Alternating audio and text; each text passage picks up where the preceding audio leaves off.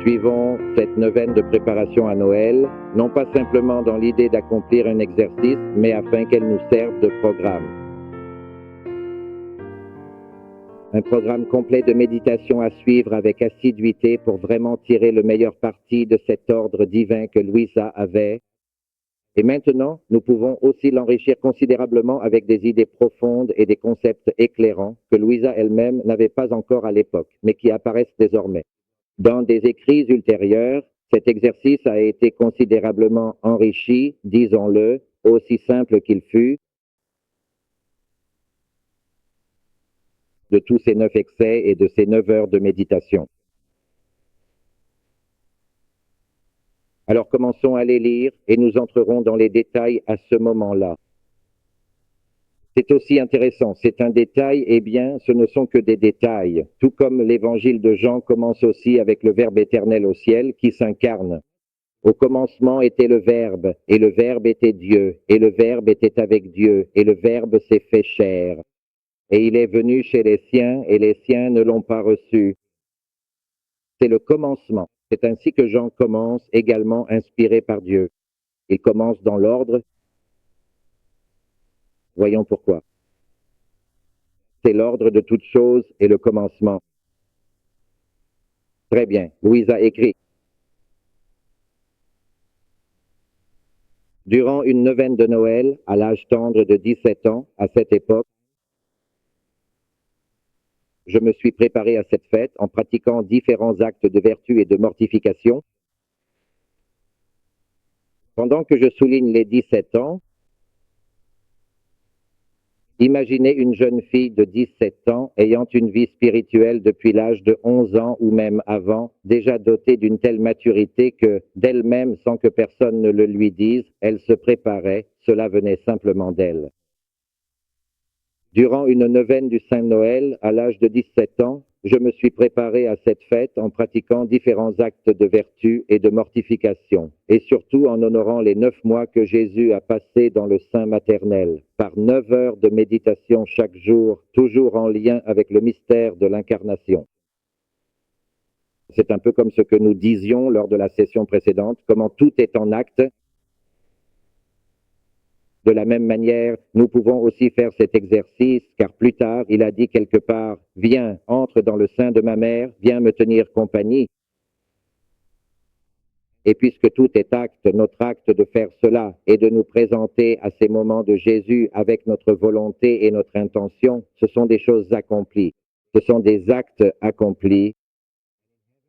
Et au ciel, nous verrons que nous étions là. Si nous faisons cet exercice maintenant, lorsque nous serons au ciel, nous verrons que nous avons tenu compagnie à Jésus pendant ces 9 mois. S'il était dans le sein de sa mère et que nous lui avons tenu compagnie, que nous l'avons consolé et que nous lui avons rendu son amour pour tout ce qu'il voulait nous donner. À partir de ce moment, à partir de ces instants, bien sûr, personne n'a accompli ces actes, sauf Louisa et ceux qui sont venus après elle, parce que personne ne savait qu'il était possible de le faire, parce que personne n'avait la clarté que tout ce qui est fait dans la divine volonté existe dans l'acte présent. Il n'est jamais venu à l'esprit de personne d'aller tenir compagnie à Jésus dans le sein maternel, parce qu'ils ne comprenaient vraiment pas pleinement la divine volonté au plus profond d'eux-mêmes. Mais nous, qui le savons maintenant, grâce à Louisa, pouvons accomplir cet acte, et comme je l'ai dit, au ciel, il sera vu que toutes les âmes qui ont vécu dans la divine volonté ont tenu compagnie à Jésus tout au long de sa vie. En continuant à accomplir notre acte, nous nous relions aux différents actes que Jésus a accomplis tout au long de sa vie, et nous verrons qu'il nous portait en lui, non seulement à ses côtés, mais en lui, pas même comme l'apôtre qu'il avait à l'extérieur, extérieurement. Désormais, avec cette connaissance que Dieu nous donne à travers Louisa sur la façon dont les choses sont dans sa volonté, nous verrons qu'il nous portait en lui. Et lorsque nous serons au ciel, comme je vous l'ai dit, nous verrons que nous avons tenu compagnie à Jésus à chaque instant de sa vie. Si nous continuons à le faire maintenant, quel est le moment? Nous devons accomplir tout ce travail d'entrer dans la divine volonté, de trouver tous les actes tels qu'ils sont accomplis et de nous y unir comme à nos propres actes également, De cette façon, nous verrons que toute la vie de Jésus se répète et s'unit à toute notre vie. C'est la seule manière dont ces paroles de Saint Paul, ce n'est plus moi qui vis, mais le Christ qui vit en moi, prennent véritablement et complètement effet, car ce n'est plus moi qui vis, mais le Christ qui vit en moi. Mais le Christ a vécu il y a 2000 ans, et moi je vis aujourd'hui. Où cela se passe-t-il? Où? En revanche, si j'entre dans la volonté divine et que les actes de Jésus deviennent les miens et que je l'accompagne en tout, ce n'est plus seulement moi qui vis, c'est Jésus et moi qui vivons ensemble. Et quelle vie vivons-nous? Celle qu'il a vécue. Dans quelle vie? Eh bien, dans la mienne. C'est ainsi que se forme l'unité dans la vie. Et maintenant, nous pouvons dire, avec toute la signification, ce n'est plus moi qui vis, mais le Christ vit en moi. Donc s'il mange,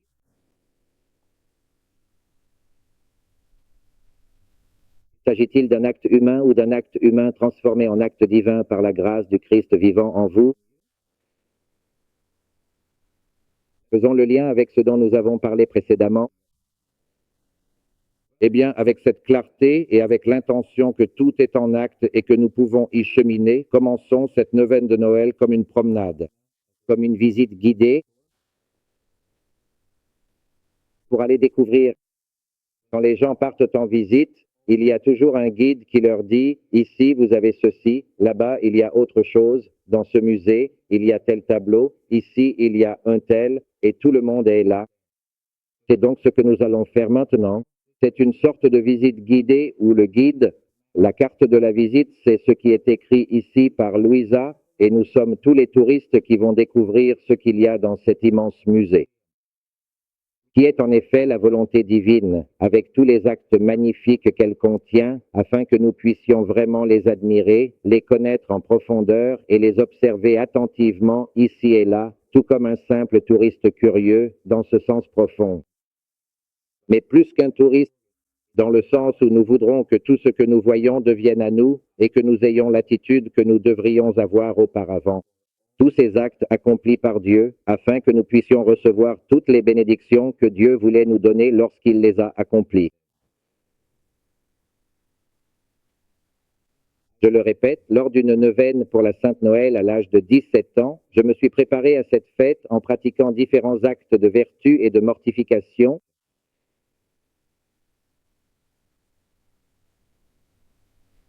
et surtout en honorant les 9 mois que Jésus a passés dans le sein maternel, avec 9 heures de méditation par jour, toujours en lien avec le mystère de l'incarnation.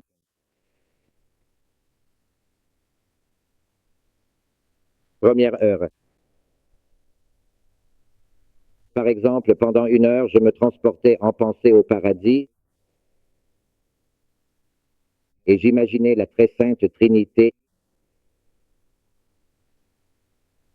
le Père qui envoyait le Fils sur la terre, le Fils qui obéissait promptement à la volonté du Père et le Saint-Esprit qui y consentait. Mon esprit était bouleversé en contemplant un si grand mystère, un amour si réciproque, fort et égal entre eux et envers l'humanité. Et puis je considérais l'ingratitude des hommes et surtout la mienne. Et dans cette réflexion, j'aurais pu rester non seulement 1 heure entière, mais toute la journée. Mais une voix intérieure me disait « Assez, viens et vois des excès encore plus grands de mon amour. » Au commencement. Nous le savons tous, mais prenons un instant pour vraiment réfléchir à ce qu'est réellement le tout début. Nous l'utilisons très souvent. En effet, nous citons souvent les mots fondateurs initiaux de la Sainte Bible qui sont « Est-ce que quelqu'un ici s'en souvient, peut-être par cœur, ou se rappelle-t-il leur profonde signification ?» Au commencement, Dieu créa le ciel et la terre. Quelles sont les œuvres de Saint Jean? Au commencement était le Verbe, et le Verbe était Dieu, et le Verbe était avec Dieu. Ainsi, le tout début, lorsque nous disons avec respect « Gloire au Père et au Fils et au Saint-Esprit, comme il était au tout commencement, l'est maintenant et le sera toujours, pour les siècles des siècles. Amen. » Alors, levons un peu plus le voile sur ce que signifie réellement le terme « commencement ». Le commencement des temps, pas le 1er janvier, du moins pas avant. Le commencement des temps est l'incarnation du Verbe. C'est pourquoi on dit le commencement. Le Verbe, la seconde personne de la Sainte Trinité, engendrée, non créée, engendrée ou générée selon la traduction, par qui tout a été fait. Et puis le Saint-Esprit qui procède, le commencement éternel et la génération éternelle du Verbe, le Père qui engendre le Verbe, et de tous deux, le Saint-Esprit procède véritablement. Nous disons cela chaque dimanche. Ce ne sont pas des choses élevées ou inaccessibles. Peut-être qu'elles semblent élevées, car nous prêtons attention à ce que nous récitons tous les dimanches sans penser. Le commencement éternel et la génération éternelle du Verbe. Parler de cela, c'est aborder le mystère le plus profond, car il s'agit du mystère de Dieu lui-même en son intimité. Ce n'est plus le mystère de la création qui concernerait Dieu et son œuvre en dehors de lui-même. C'est le mystère de la Sainte Trinité. C'est, pour ainsi dire, la vie intérieure de Dieu dans l'éternité. Et le commencement de toute chose, c'est ceci. Le Père engendre le Verbe, et en l'engendrant, il l'engendre avec tout ce que le Verbe doit accomplir pour aimer le Père. Chaque fois que nous parlons de la Sainte Trinité, nous tombons inévitablement, d'une certaine manière, dans un mode humain. Parce que, n'ayant aucun exemple d'une Sainte Trinité créée, mais toujours de la Sainte Trinité incréée, nous devons faire preuve d'indulgence avec le langage afin de nous comprendre et ne pas trop nous appuyer sur des exemples, mais plutôt essayer de l'élever au divin, et dans la mesure où notre imagination le permet, cela convient très bien.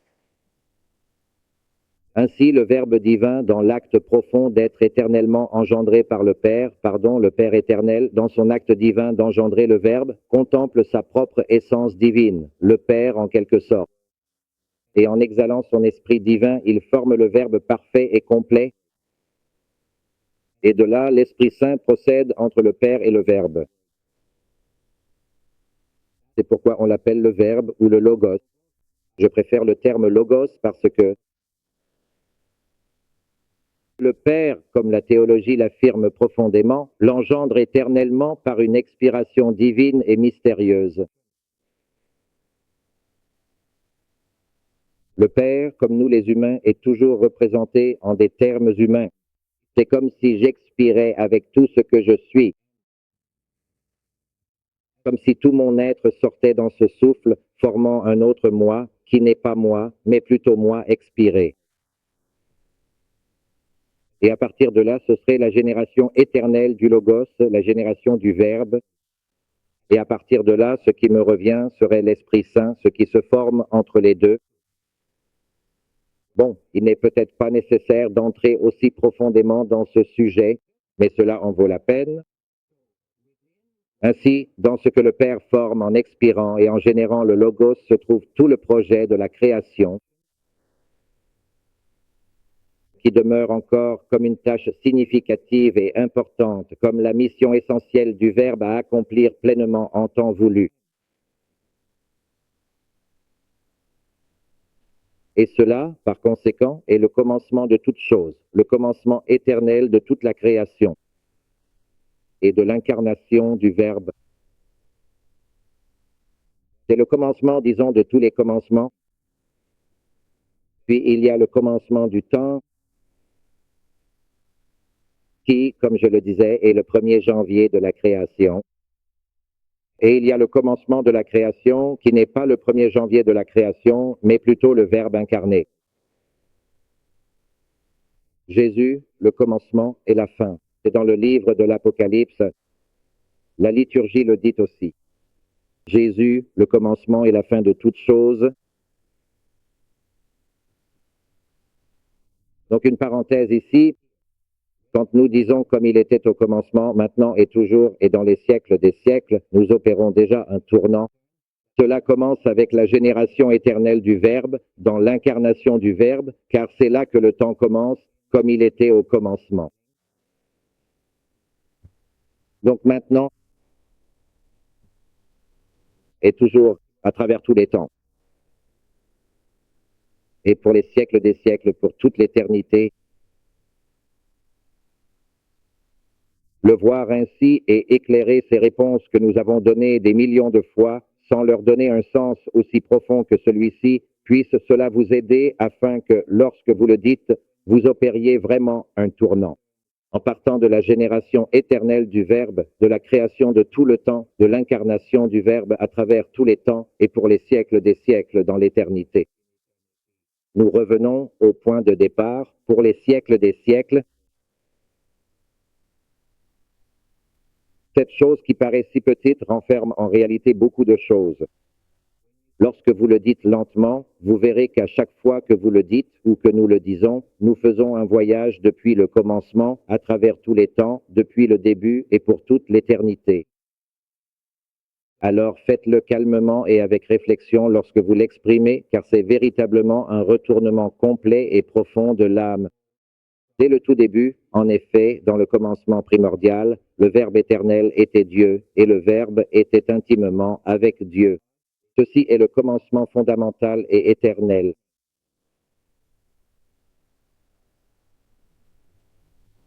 Je le répète, par exemple, en 1 heure, je me transporterai en pensée au paradis. Et imaginez la Sainte Trinité, le Père envoyant le Fils sur la terre, le Fils obéissant promptement à la volonté du Père et le Saint-Esprit y consentant. C'était le degré de l'incarnation. C'est là que Louisa commence à méditer. Nous le savons par l'Écriture. Je vous pose la question que ceux qui le savent déjà y réfléchissent. S'il n'y avait pas eu de péché originel, le Verbe se serait-il incarné?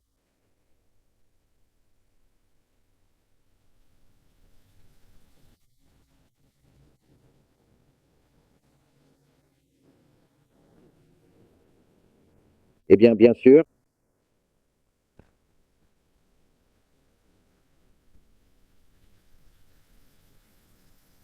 Pardon? Et qu'en est-il de la création?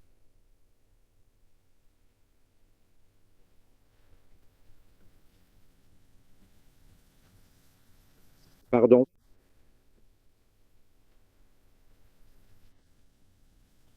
Le Verbe s'est fait chair parce que le Père l'a envoyé. Non. C'était une conséquence du péché.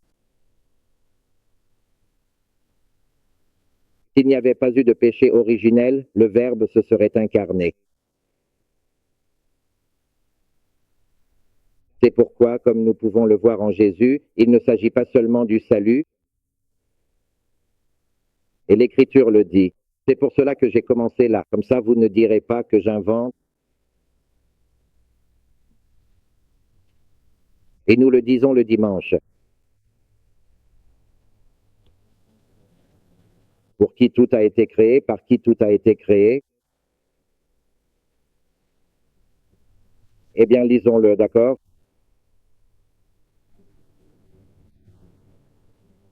C'est pourquoi découvrir, apprendre cela, comprendre cela, c'est découvrir un Jésus qui n'est pas seulement rédempteur, mais aussi un Jésus qui glorifie.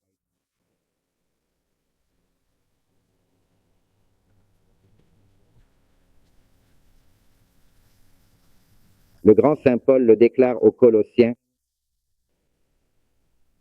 chapitre 1,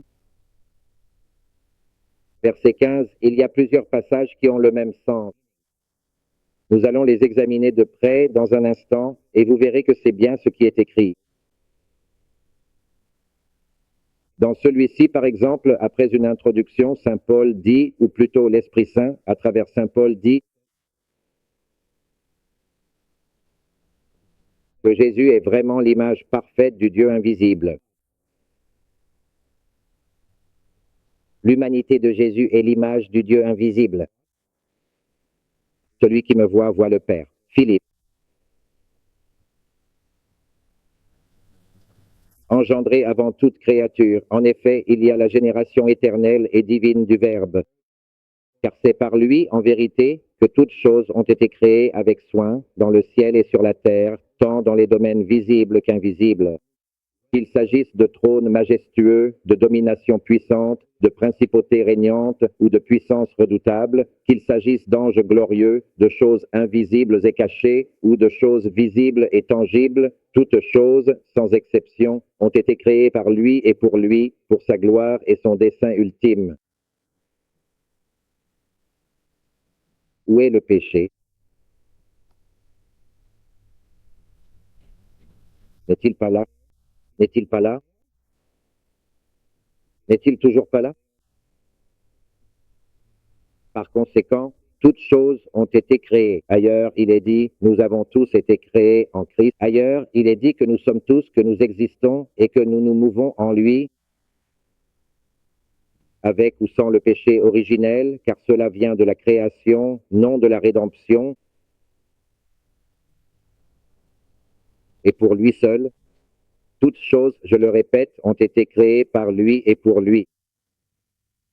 Et donc, par conséquent, il existe véritablement avant toute chose, en effet. Et toutes choses, chacune d'entre elles, subsistent entièrement par lui. Alors, où est donc le péché réellement? Si nous subsistons tous par lui, alors avec ou sans péché, notre subsistance était-elle vraiment soumise au péché et au Verbe fait chair? Non. Oui, bon, nous avons Jésus, le Sauveur. Regardez, regardez. Oui, nous ne connaissons pas Jésus le roi. Et c'est aussi ce que saint Paul dit, à savoir que nous devons attendre que Dieu soit tout en tous. Maintenant, oui, c'est le Jésus que nous ne connaissons pas. Nous connaissons Jésus, Jésus comme conséquence du péché, mais pas Jésus comme cause de la création.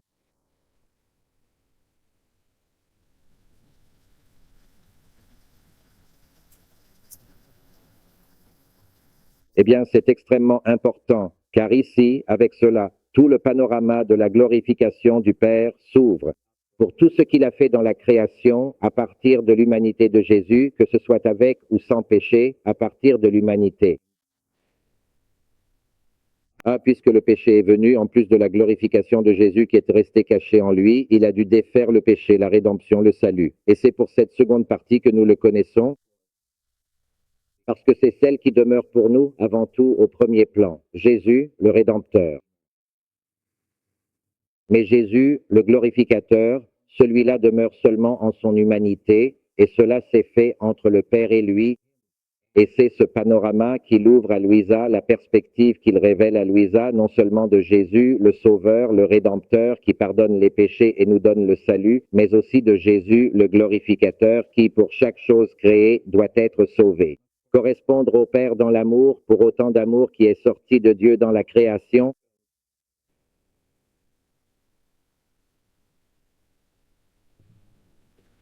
avant le péché et sans péché.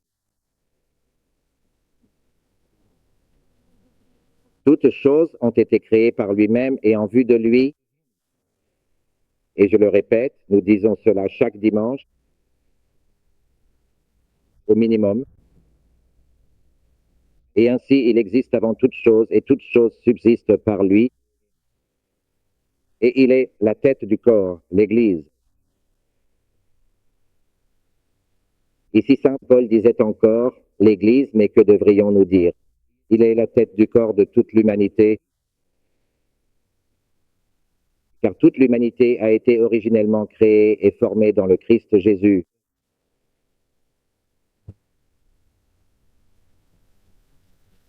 Et tu es la tête du corps de l'Église, et le commencement,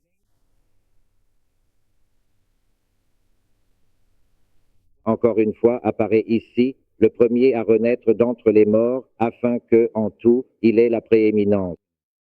La primauté, parce que le Père céleste a véritablement voulu placer en lui la plénitude absolue et complète de tout être et de toute existence. Le péché vient après, vraiment. Précisément, le péché consiste à ne pas vivre dans la plénitude que le Père a placée en Jésus, la plénitude de tout être. Le péché nous a éloignés de cette plénitude que nous avions dans le Christ. Il nous en a retirés. Le péché originel. Ainsi, l'œuvre de Jésus n'a pas seulement été de nous communiquer la plénitude qui s'est formée en lui, mais aussi de descendre ici pour nous délivrer du péché originel, celui d'Adam, pour nous élever par sa miséricorde jusqu'au pardon, et maintenant avec Louisa, pour nous rétablir dans la plénitude qui est en lui, sa divinité agissant au sein de son humanité, afin qu'il en soit de même en nous. Car le Père a voulu placer en lui la plénitude de tout l'être et réconcilier. Or ici et jusqu'à ce point, le péché est entré, et pour réconcilier toute chose avec lui par son intermédiaire. Ici, il faudrait vraiment dire que le péché a tout complètement détruit, rétablissant la paix entre le ciel et la terre, et nous devons affirmer que le péché a apporté la guerre et la séparation. Et ici, la rédemption devient très claire, et il a accompli cela par le biais de le sang qu'il a versé sur la croix.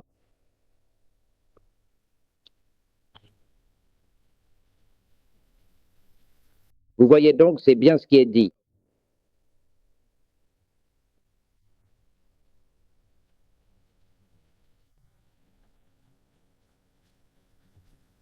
C'est vraiment très beau, en effet, très charmant. Et profondément, c'est absolument incroyable de véritablement rencontrer Jésus, ce Verbe incarné, qui serait devenu incarné.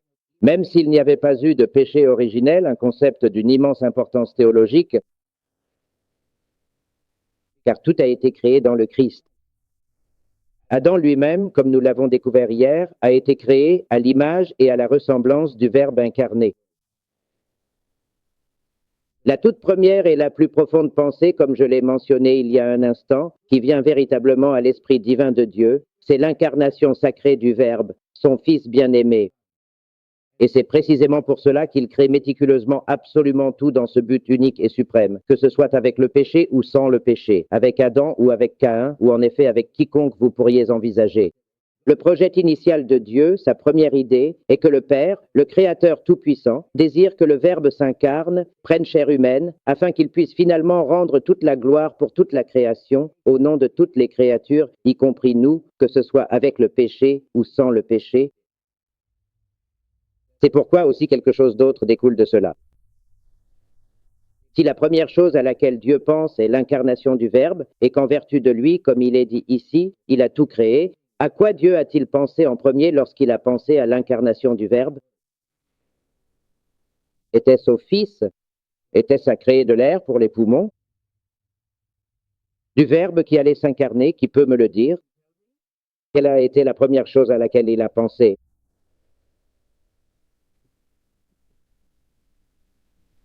Eh bien, à sa très sainte mère, la bienheureuse Vierge, à l'endroit où s'incarner.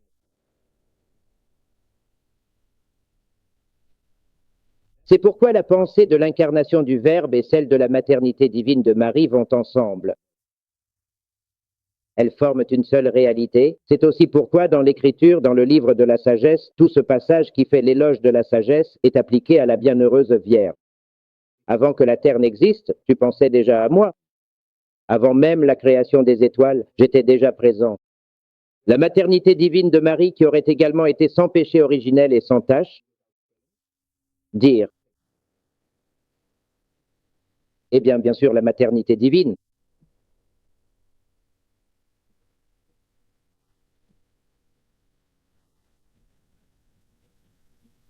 Bien sûr, le moment vient où cela se produit, où cela est créé en temps voulu.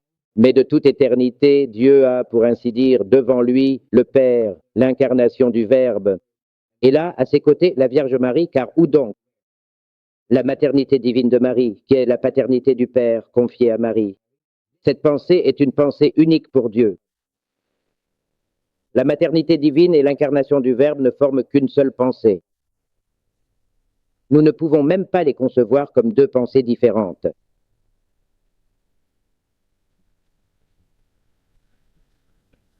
Bien sûr, dans le temps,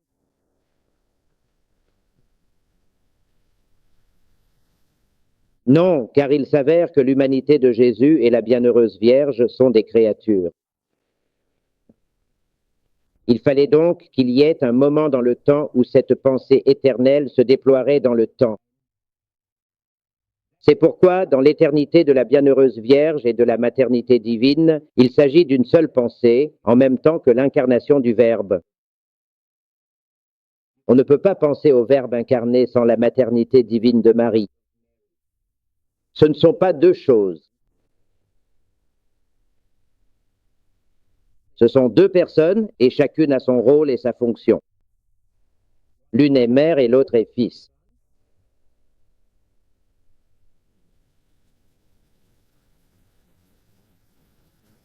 C'est la même chose. La pensée de la maternité divine de Marie et de l'incarnation du Verbe n'en fait qu'une seule. Pas deux choses. Comme si Dieu rafistolait les choses humainement. Maintenant, je vais mettre ceci ici. Oh, ça n'a pas marché. Je vais déplacer cela ici pour que ça ne tombe pas. Non, c'est une pensée unique et éternelle qui s'accomplit ensuite dans le temps. Et le plus important, c'est que ces décrets de Dieu, pour s'accomplir dans le temps, requièrent la liberté de la créature afin qu'elle puisse faire sa part. Ainsi, la Bienheureuse Vierge accepte librement, dès l'Immaculée Conception, sa mission de mère du Verbe incarné,